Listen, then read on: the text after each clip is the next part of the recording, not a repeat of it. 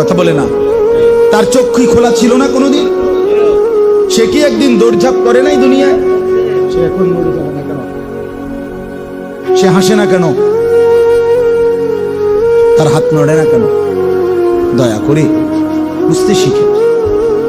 আল্লাহ তাআলা বলছে, বল তানজুর নাফসুম মা কদ্দামাত লিগাদ। আমার বান্দা খেয়াল করো, আগামীকাল কিয়ামতের জন্য তুমি আজকের দুনিয়া থেকে কি পাঠাচ্ছ। এটাই তোমার আখিরাতের পুঁজি সংগ্রহের জায়গা।